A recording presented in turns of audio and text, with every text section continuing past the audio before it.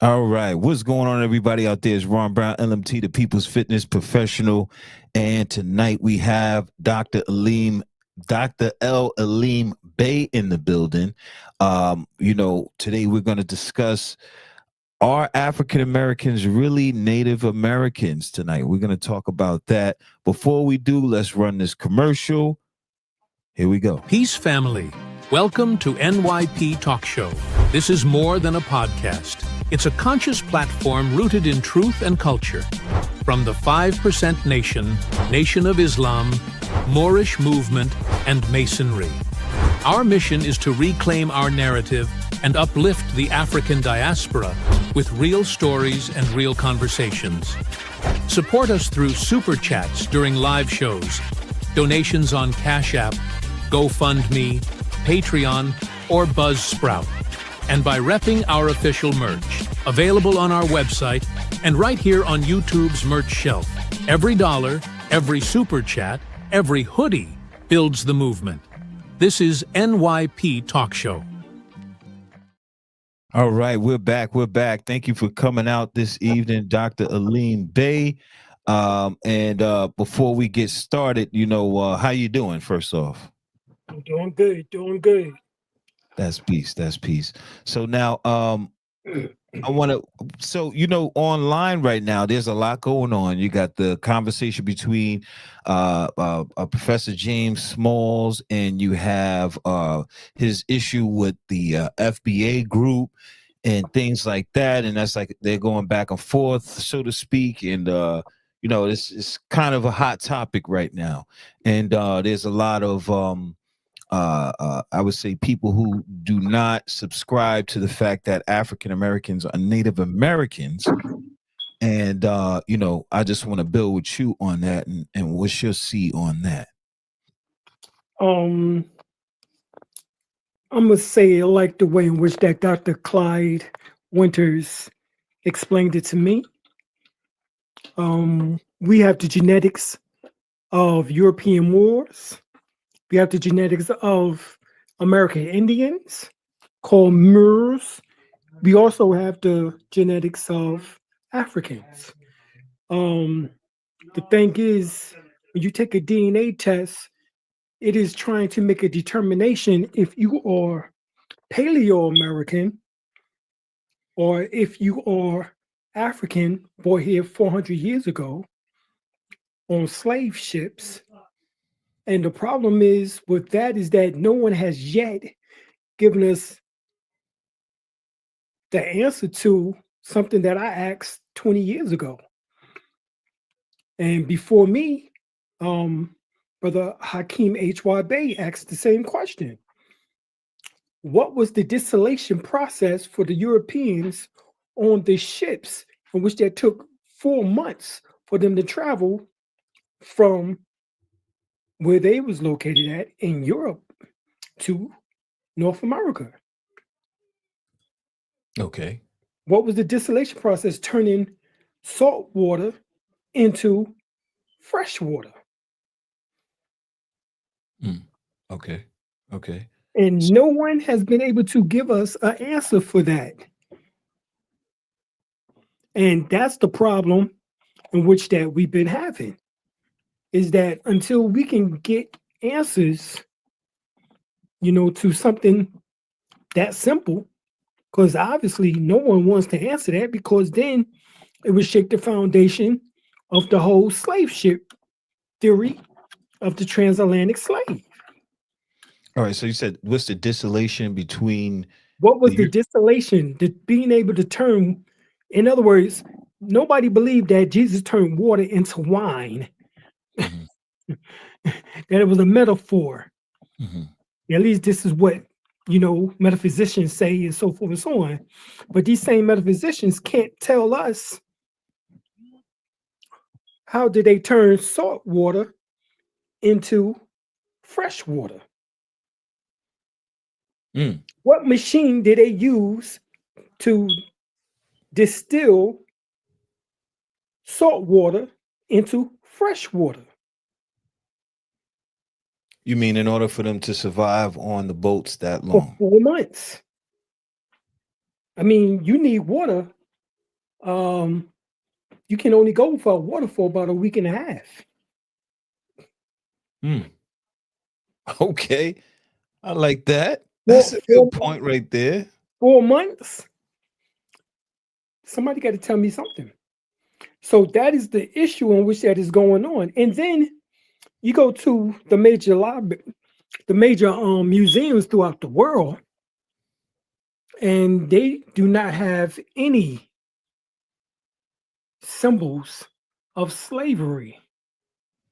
They have the Olmec civilization, in which that we know that was here 5,000 years ago. And we know that they was allegedly Negroid. What people don't want to talk about is the fact that they were Atlanteans. They was called the Meru people as well. Now, when you go to Webster Dictionary, this is Universal Webster unabridged. It states when you look up the word Moor, M-O-O-R, you in parentheses you will see M-E-R, mere. Now, when you go to also Webster Dictionary, and that's the thesaurus, excuse me. And then when you go to Webster Universal Unabridged Dictionary of 1937, it says that the original application of the name for America is Mir or Meru, M-E-R-U.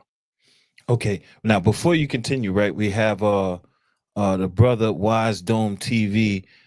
He's saying that's not an issue. That's a major pseudo judo.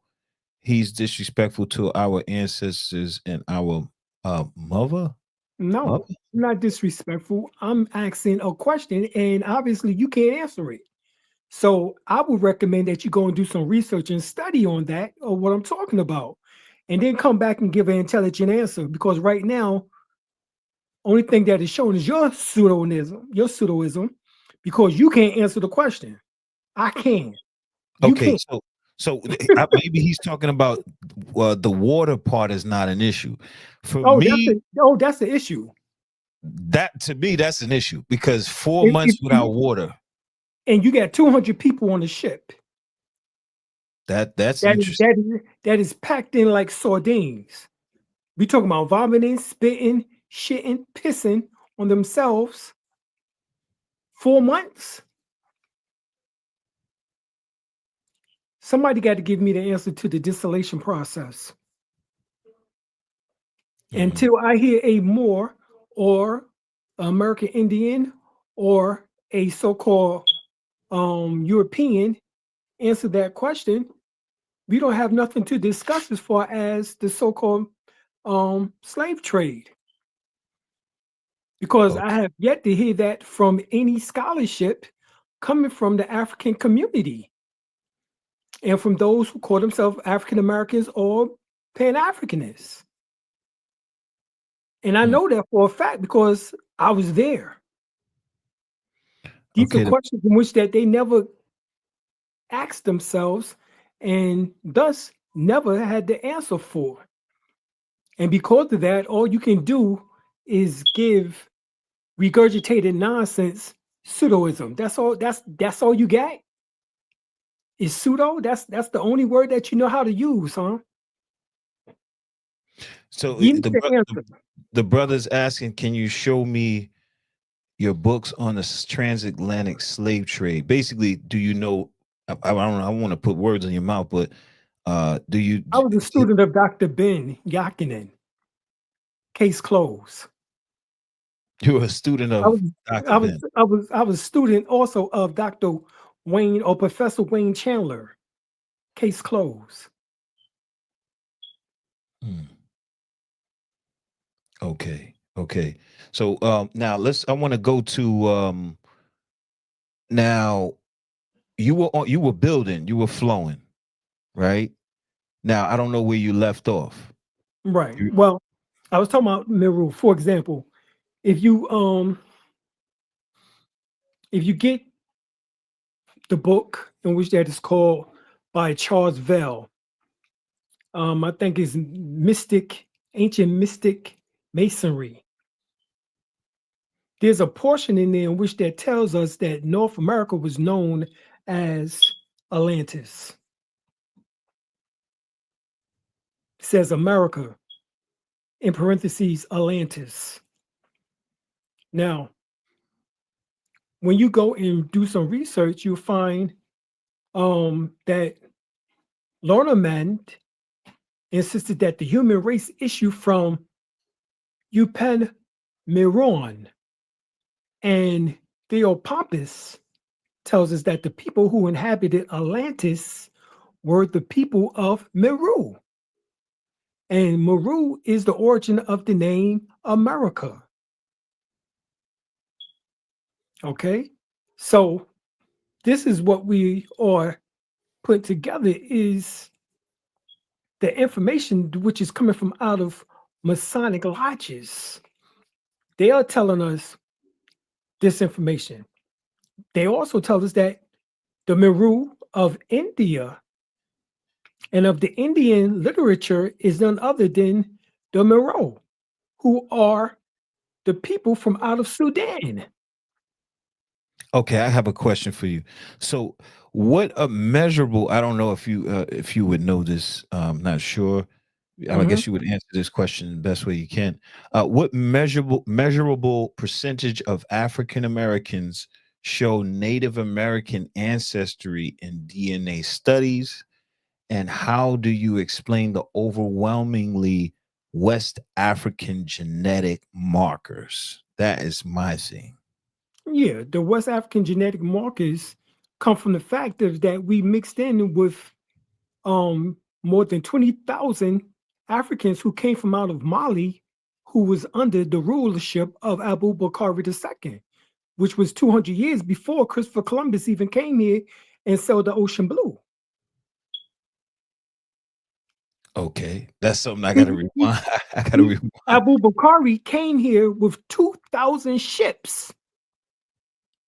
Before Christopher Columbus, 3 ships. Abu Bakari. The Okay. Nia, the Pinta, and Santa Maria ain't had nothing on Abu Bakari, 2,000 ships. And you take 2,000 ships times just 10 people, that's 20,000. Now, if you times it 100, that's 200,000 people. So we're talking about an estimate between 20,000 to 200,000 Africans who came from out of the interior of Africa from Mali, who was part of the Mandinka and the Dogon people, who came here to the shores prior to Christopher Columbus, 200 years, almost 200 years before that. They came in 1311 through 1313 AD. Christopher Columbus didn't sail the ocean blue until 1492. At least that's what we're told. Okay. So you would say that's where the West African genetic markers would come from? Right. It didn't come from the European in 1619 bringing all of us over here on slave ships. No, it did not. That's my point. Okay. Because he didn't have the technology then, he doesn't have the technology now to do that. Okay. Okay. So now, if the majority of African Americans were already Let me answer the question. About 98% of us have Native American genetic markers as well. 60% of us have E1B1A genetic marker of Y haplogroup. That genetic marker goes back, all right, to D haplogroup. E haplogroup is derived from D haplogroup. And D haplogroup is part of the Native American haplogroup that existed here in the Western Hemisphere. Okay. And so 60% of the Y DNA specifically amongst the so-called African Americans, is measured by those genetic markers. And not only are they Native American genetic marking, it is which goes back to what is called the Clovis people, Clovis, Clovis people. Look up that information. This is not to be making mockery of, because if you can't prove me wrong, please move on with the crazy comments, because this is science here. All right, I have a bachelor's in sociology and history. I have an MLS in Indigenous law. I have a PhD.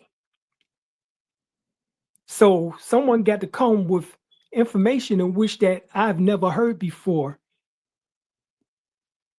And so this information that we're talking about is correlating historically to information that most of us was never taught, and most of us never went through any Masonic training.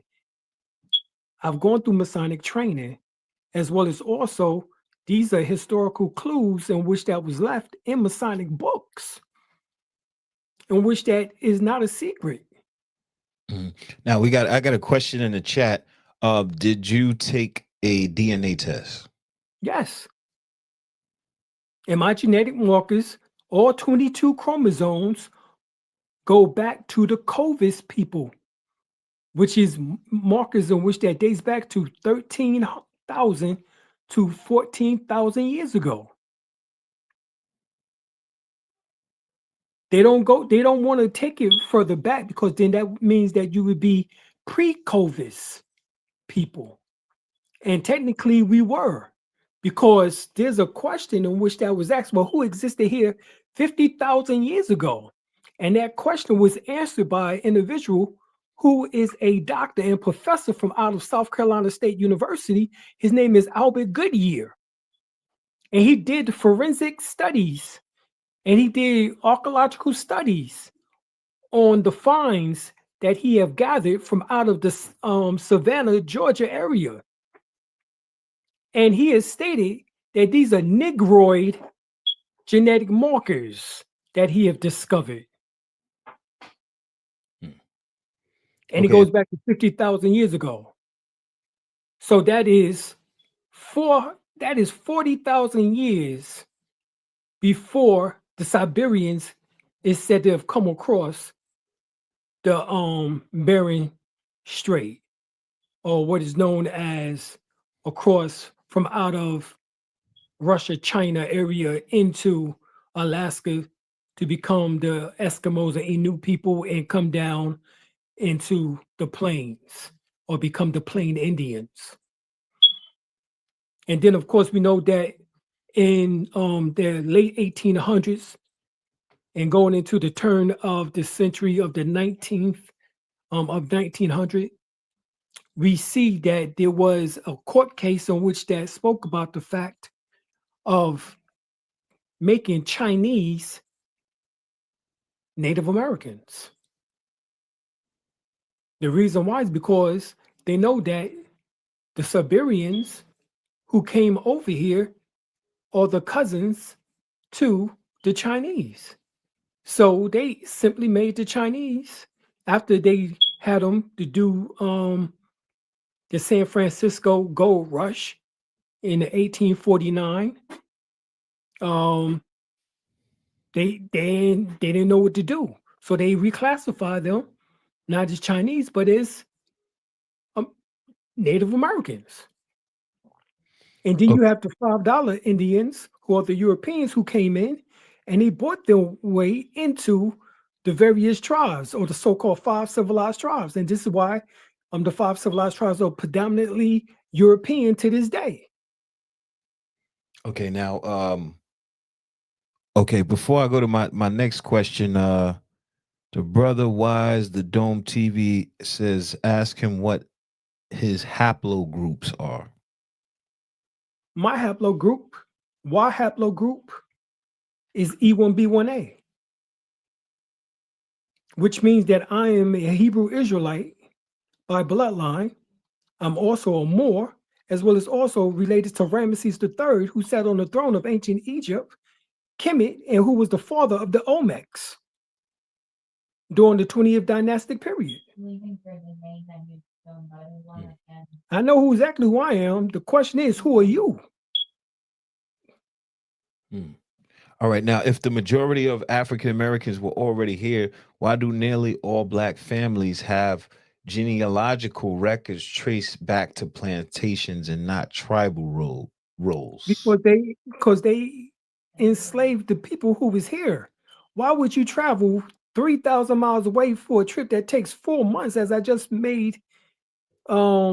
told you about a second ago, a few minutes ago, in order to get people when you got people who is here in this Western Hemisphere that you can manipulate and do the bidding. They went to the islands. They told you where they went. They went to the islands, went to the coast of South America, Central America, brought them up into North America and vice versa.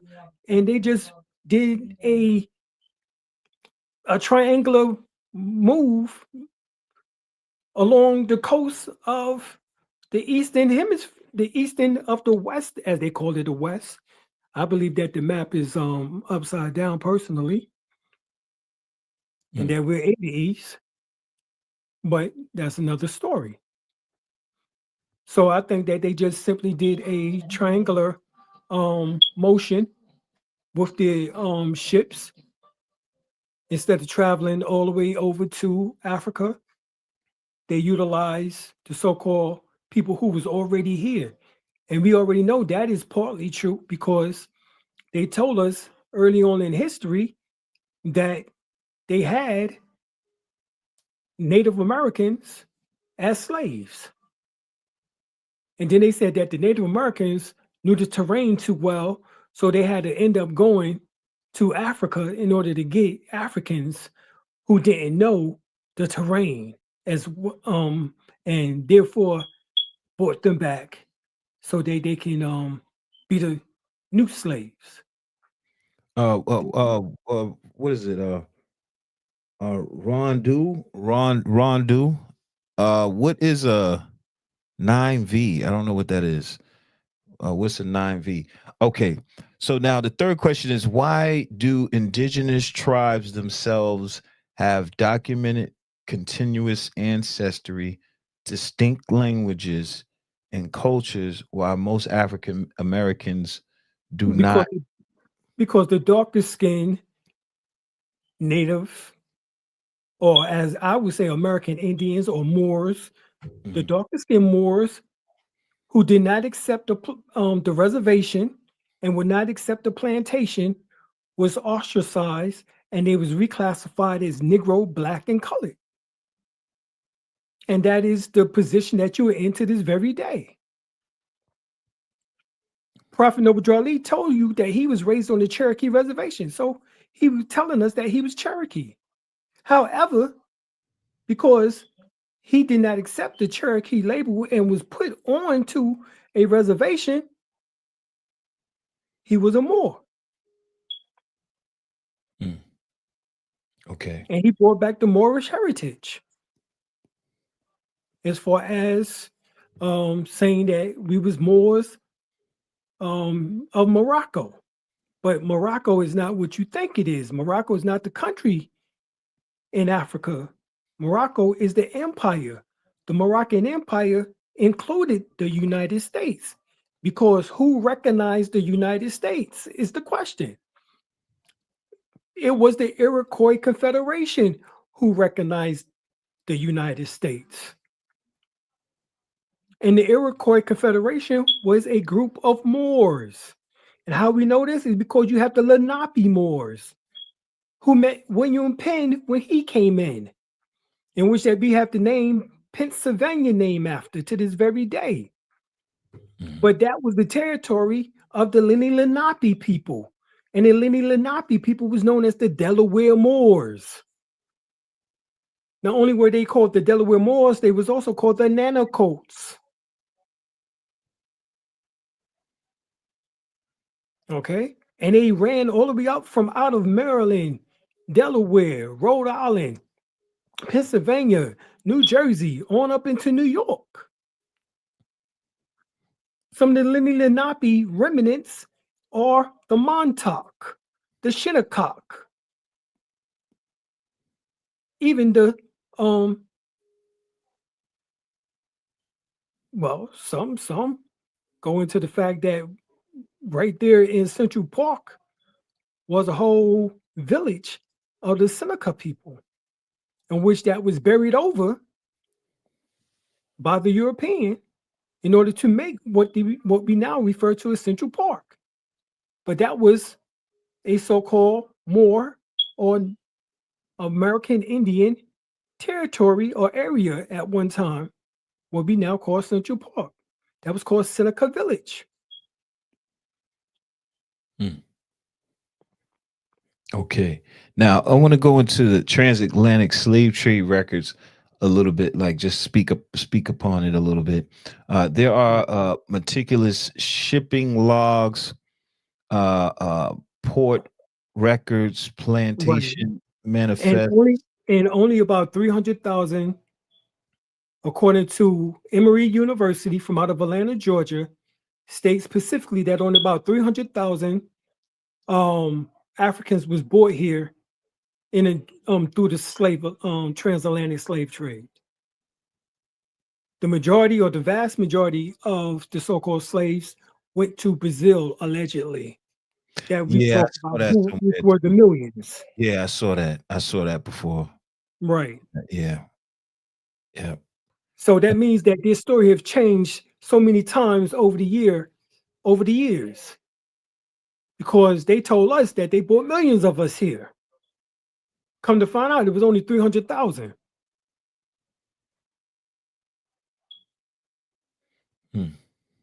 Okay. Okay, how do you reconcile your position with the archaeological evidence of African presence in West/Central Africa and slave forts like the Elmina, Goree Islands, etc.? And like the whole thing, like in Ghana, like there's a whole right. There's a whole thing around slavery, and it's like I didn't say that. I did not say slavery did not exist.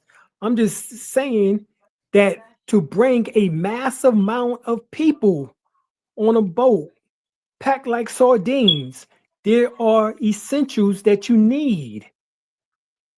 That's what I'm saying. Now, if you had a smaller group, you're able to conduct and manage a smaller group. There's no doubt about it. If you had about 10 people, then that's a different story. But you got 200 people, 300 people, 500 people. The brothers are asking for your sources. Common sense is number one. Number two are several books in which that now you can receive. You can get The Return of the Ancient Ones by Empress Verdiasi, Tierra Washington L. Bay. She speaks about the fact that 85% of our ancestry was already here, and only about 15% of our ancestry was brought from Africa recently within the 400 years. In other words, there was millions of us that was already here prior to the 300,000 in which that we just made mention of, in which that Emory University states that came to North America. Now, of course, I'm open-minded, and I'm not ever really saying no to information that I'm not sure of, that I haven't, took a deep dive into to figure out whether it's right and exact or not. I'm not doing that, right? Because a lot of the information that we have, whether it's dealing with Pan-African teachings, etc., a lot of the sources do come from also European studies as well.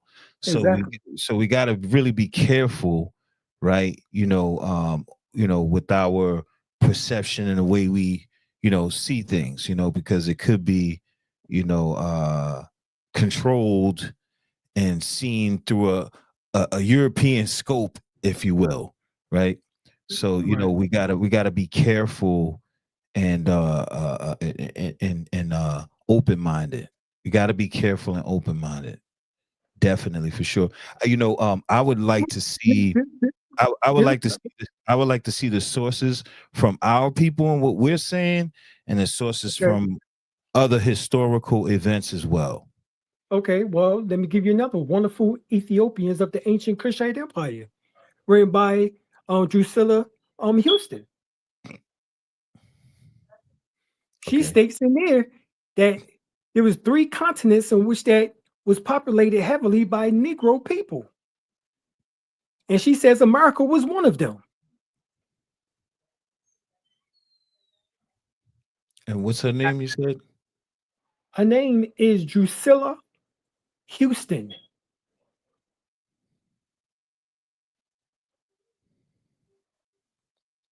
Houston.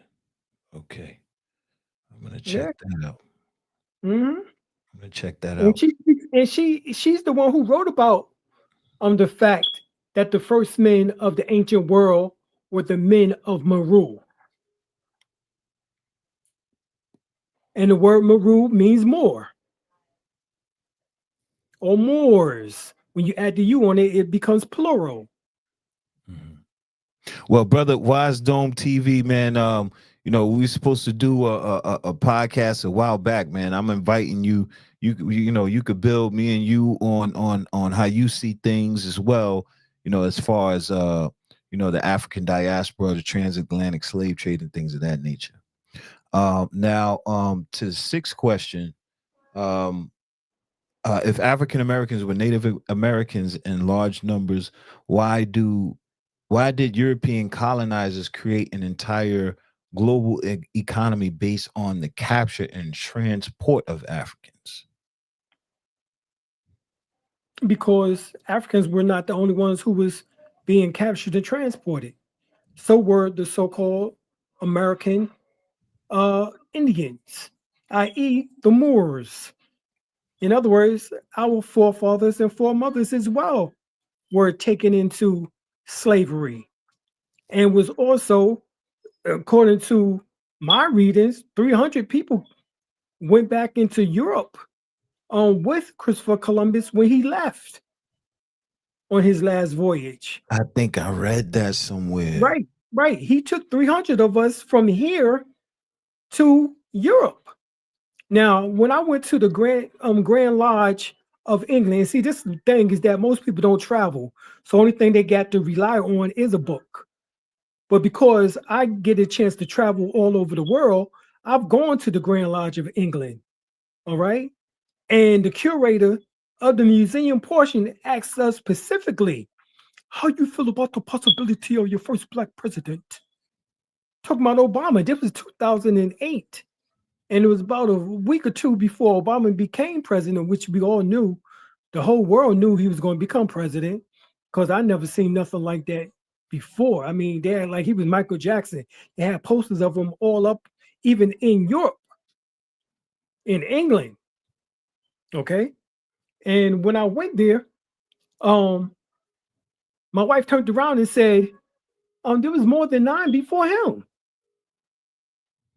And he jumped back and said, who told you that? You're not supposed to know that. Did they tell you that? Hmm. Oh, so that was a Masonic secret that we decoded. No problem. Why? Because we did research. Why? Because I wrote a book on it called The First World Order. All right. Oh yeah, you did. Okay, that's an old book, right? Right. That's Yeah, my that that's my first published book. right. That was a long time ago. I remember Right. that. That was in 2009. Yeah, And actually I wrote it in 2004. I remember. That's back in the days, man. Wow. Now, okay, we went through that. Okay. Now, cultural and linguistic differences. Why don't African Americans share indigenous languages, religion systems, or material culture the same way other native groups do? We do. We're the ones who gave monotheism to the world. the belief in one God came from us. That's a known fact. But Moses the third, Akhenaten, who's known as Amenhotep the fourth, Amenhotep the fourth, who is Akhenaten, the Unc-Unten, he was a monotheist. This is where the story of Moses comes from, is derived from.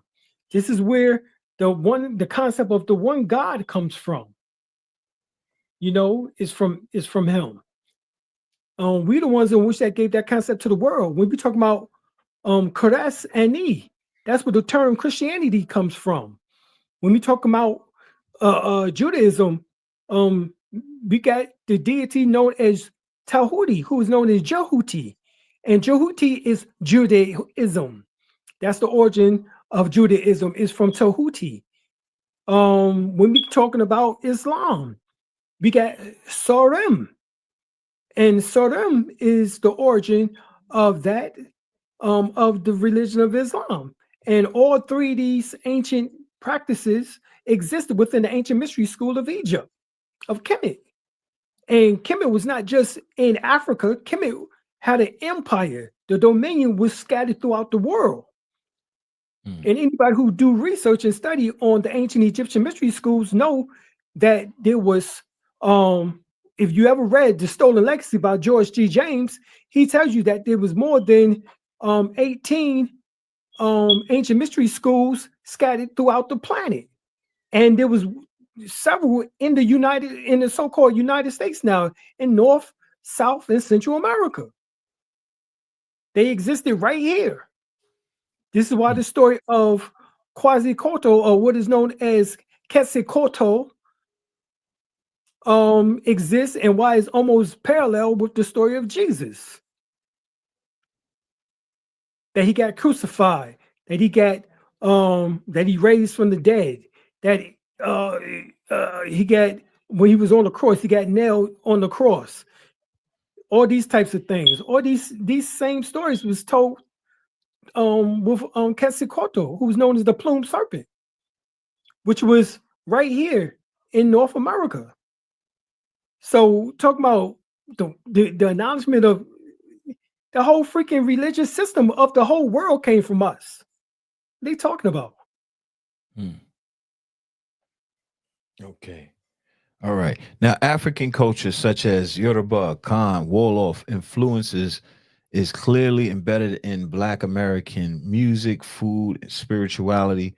How did that happen if they were already here? Because we just didn't stay here.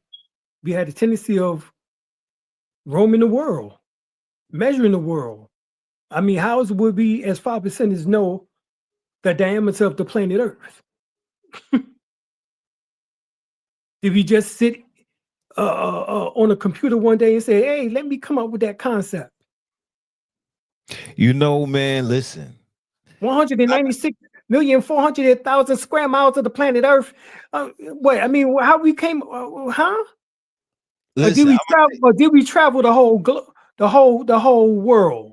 Listen, I'm gonna tell you now. That's a good point right there. First of all, because that 120 or that supreme wisdom, right, is genius. And what Allah came up with the supreme mathematics, genius. How did they come up with all of that? You know what I'm saying? Like, right. And even if we take it back to the Dogons of Mali, and they understood what was in the heavens before the Europeans did. Like,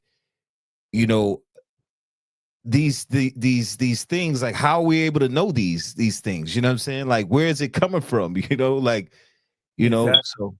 So but now I want to go into another question. Why do most federally recognized tribes reject the claim that African Americans are the original members? Because they are trained and taught by the Europeans. And they are Siberians. Anybody can see that they Siberians. I mean, just look at their facial features. They have Oriental facial features. A lot of them on these tribes, and if they don't have Oriental facial features, they have European facial features. The dark-skinned ones oftentimes are ostracized and are relegated and reclassified as Negro, blacks, and colors. That's how it's been for the last few hundreds of years. Okay. All right. All right. How do you address the political implications, especially when tribes accuse this narrative of erasing indigenous identity and sovereignty? Well, this is what we can do. We can go back and look at reports. There was a report by Dr. Bert Eli. He is a biology professor in the University College of Arts and Science and a colleague at the universities of Massachusetts and Maryland. And he revealed that fewer than 10% of the African American mitochondrial DNA sequence that was analyzed can be matched to mitochondrial DNA from one single African ethnicity. Meaning that you can't say that all of us came from just one ethnicity. This is not possible. Okay, so that means that we and then when you come to find out that Lucia, and when they reconstructed her face, one of the oldest skeletons of the Paleo Indians that was found in Brazil in South America, they reconstructed her face and it was a Negroid face. She had her skull shape. You saying Lucy from South Africa? No, Lucia. Lucia. Luzia. Lucia. Okay. Right. One of the oldest skulls of the Paleo Indians found in Brazil. And she was a Negroid. She was Negroid. You know? So once again, that dates back. In fact, Richard Nave at the University of Manchester in England, he's a forensics doctor, professor, and he is the one in which that said this is not this does not show the genetic markings or the head shape of a Native American. He said, this is a Negroid head. This is what he said. In fact, this is, hold on, let me pull it up. And this is what he said.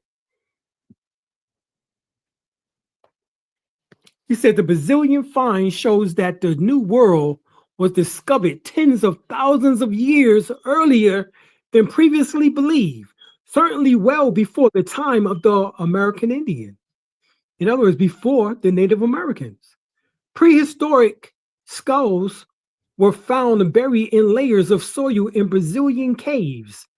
They were the oldest skulls of America, the oldest skulls found in America. Lucia belonged to a race found historically along the rim of the Indian Ocean in the islands of South Asia, in East Africa, and in Australia and Malaysia.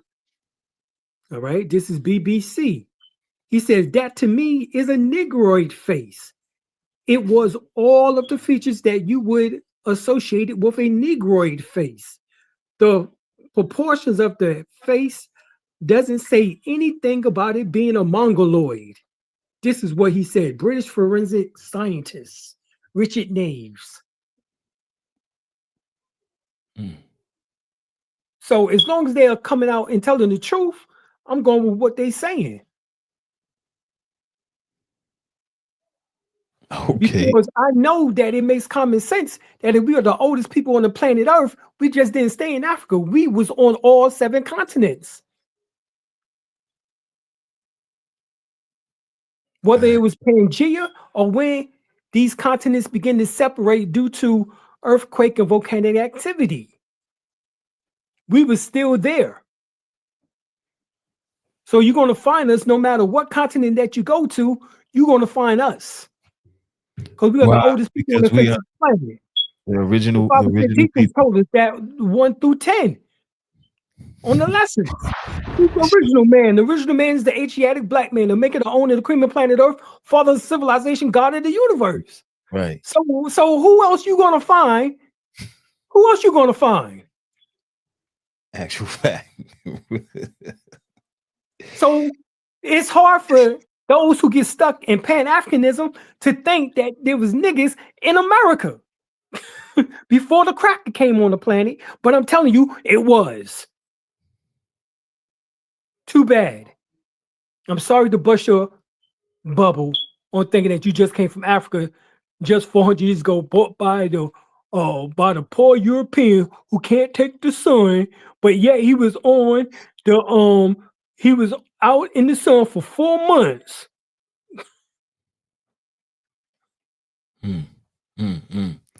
Check, check, check. All right.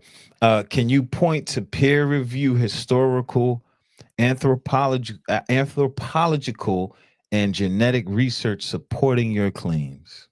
Yeah. As a matter of fact, let's read this by a Brazilian anthropologist. His name is Walter Neves. That's Neves. He says the first reaction was not to believe in it, just like most of the Negroes don't believe in it now. But as the results repeated so many times, and the result is exactly the same thing, the skulls are very similar to the Australian Aborigines and Africans, and no similarities at all with Mongoloids in Asia. This is what a Brazilian anthropologist stated.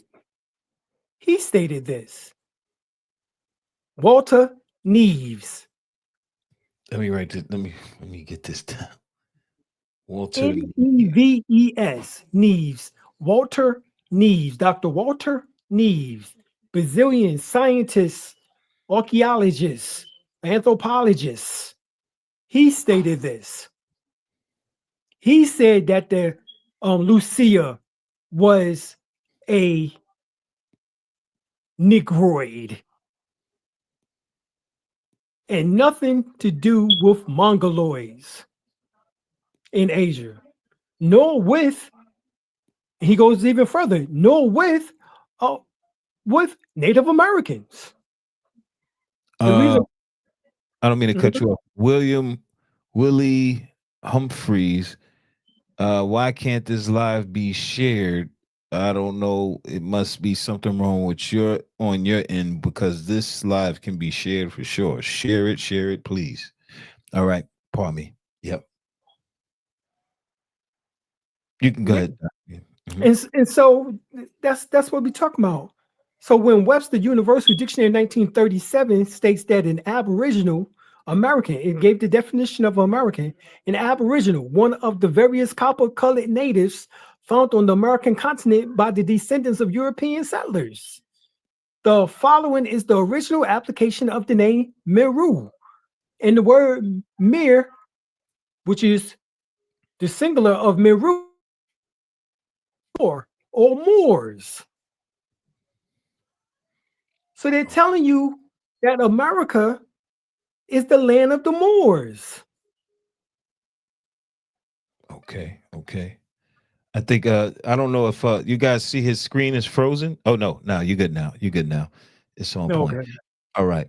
Now is it possible this now I'm like basically playing the devil's advocate here, right? Even though I don't like saying that, right? The devil's advocate. Right. I'm not a devil at all. Now is it possible this belief gained traction because many African Americans lack knowledge of their specific African origins due to slavery, not because those origins don't exist? No, because you can check your teeth genetically and find out if that's true or not. If you possess shovel teeth, which I suggest that you all do your research and study on that, this is another genetic sequence in which that if you understood properly, you would know that you are not just African, because Africans have straight teeth. They do not have shovel teeth. Majority of the so-called Negroes in America have shovel teeth, meaning that you can't be just African.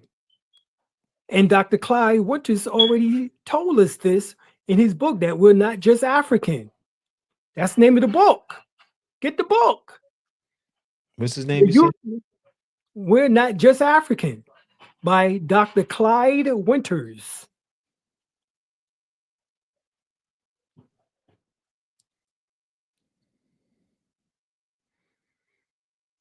Okay, I'm gonna check that out. Okay, now the teeth, shovel teeth, straight teeth. Africans, Right. Africans and Europeans have straight teeth. They do not possess shovel teeth. If they have shovel teeth, then that means that they are part of the ancestry of those who came from out of the interior of America, out of North America in particular, because the shovel teeth are found amongst the Native Americans, the American Indians, and about 20% Asians. See, this is genetics.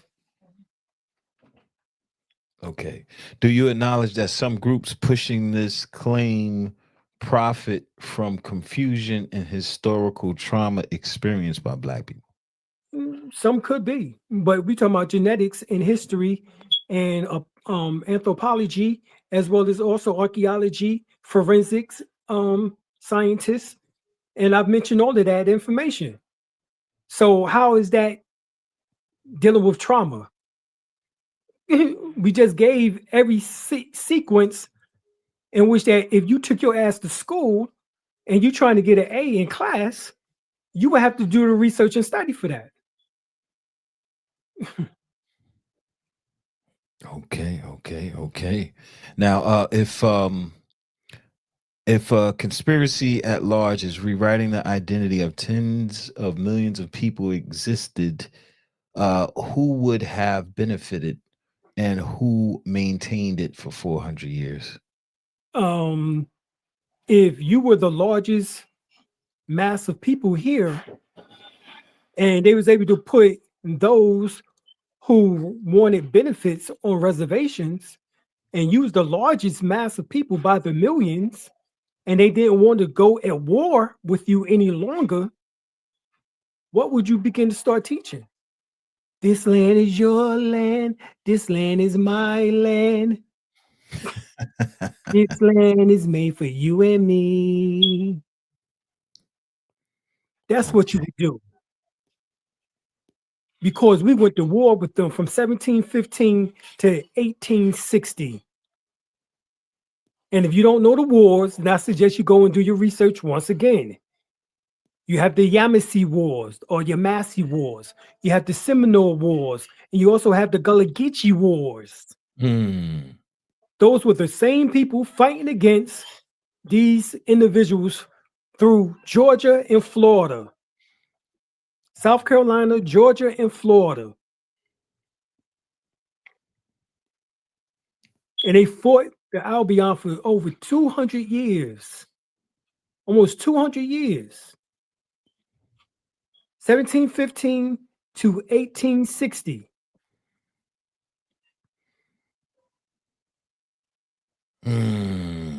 So at least 150 years documented. It was years before that, but it was also fighting. So when they say that we didn't fight back, we just allowed for them to put us in slavery? No, that didn't happen. In fact, we never lost the war. And when you do your research on the Seminole, Yamasee, and the Gullah Geechee wars, we never lost the war. They lost. So the only thing they could do was write us out of history. And this is why they don't talk about these particular wars. Because these are the wars in which that led to the Civil War in 1860, where they had to fight us some more. And not just some more, they was fighting Moors.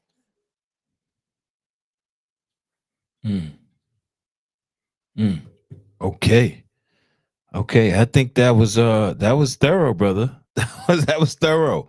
I'm ready to rewind this and do the knowledge on it. I'm definitely Muddy Joe. Muddy Joe, talk about it. Thank you for the $20. I really appreciate you, Muddy Joe. Peace. Now I have something reading to do. I do too, sir. A lot. Let me see. Said the Yamasee Wars, and you said the Gullah Seminole Wars and the Gullah Wars.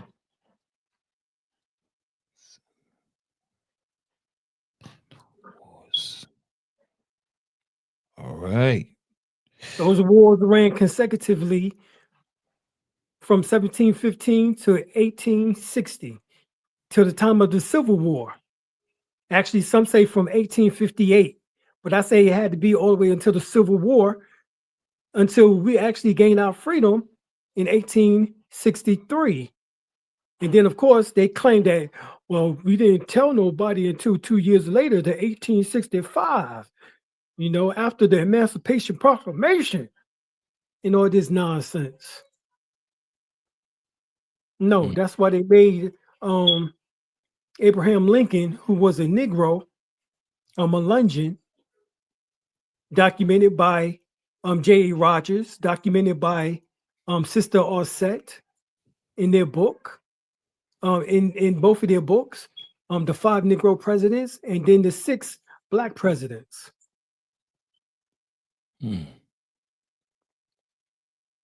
Okay. That was thorough. On that note, thank you for coming out and joining us this evening. I really appreciate you sticking with us, man. We're growing. You help grow this platform. Really appreciate you greatly. You don't have to come on, you know what I mean? But you did. You supported us from the jump, man. And we salute you and greatly appreciate you for sticking with us, man. Hopefully you come back again and build on this very topic, because I would like to go into the Yamasee, the Gullah Geechee wars and the Seminole wars, and all of that history, because it's not really being spoken about on these platforms. So if you want to let people know where they can find you, you can take it away. You can find me on dralimlbay.com, dralimlbay.com. You can also find me on my Facebook, Dr. Alim El Bey, as well as also you can find me on YouTube, Asaru Alim El Bey. And so you can definitely hit me up on any place. I'm on Snapchat, I'm on Instagram, I'm on as well as TikTok. Okay, I didn't know that. That's peace. All right, so I'm gonna definitely check you out on those platforms. Again, thank you for coming out this evening, brother. Peace to the God. First off, peace to the God, and we are out of here. Thank y'all for coming out this evening. Peace, family. Welcome to NYP Talk Show. This is more than a podcast. It's a conscious platform rooted in truth and culture. From the 5% Nation of Islam, Moorish movement, and Masonry. Our mission is to reclaim our narrative and uplift the African diaspora with real stories and real conversations. Support us through super chats during live shows, donations on Cash App, GoFundMe, Patreon, or Buzzsprout, and by repping our official merch, available on our website and right here on YouTube's merch shelf. Every dollar, every super chat, every hoodie builds the movement. This is NYP Talk Show.